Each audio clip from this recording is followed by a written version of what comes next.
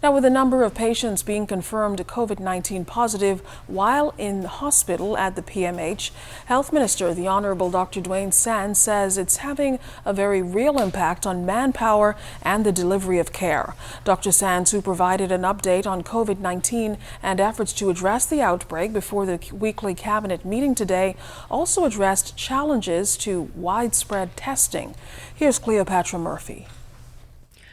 Minister of Health, the Honorable Dr. Dwayne Sands, has confirmed at least 4 patients from the surgical ward 2 at the Princess Margaret Hospital have tested positive for COVID-19. So far, I can speak of at least 4, and we'll find out about the rest later on today. The cases come after a patient who had been admitted to the ward displaying no symptoms began showing signs of the virus and tested positive days later, prompting health officials to test other patients. This patient was not suspected to have COVID. This patient presented with something entirely different, seizures. There was, even in retrospect, very little reason to suspect that this patient should have had COVID. Sands says the COVID-19 pandemic has dealt a massive blow to the healthcare system, significantly impacting the delivery of service, particularly with the number of doctors having to be pulled out of the system and placed in quarantine due to possible exposure.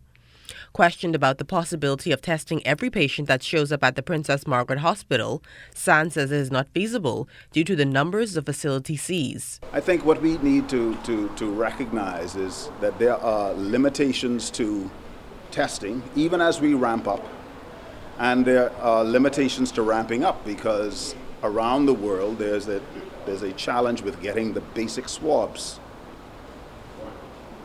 The supply chains for that simple device, they cannot be sourced anywhere in the world right now. It's not a Q-tip, it's a special type of swab.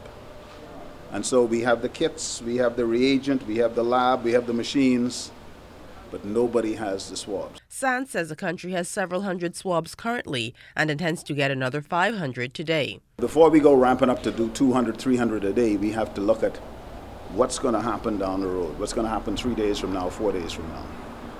So it is a balancing act. Even as we ramp up, we have to ramp up deliberately and carefully.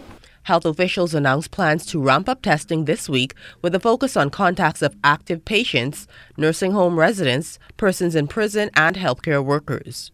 Cleopatra Murphy, ZNS Network News.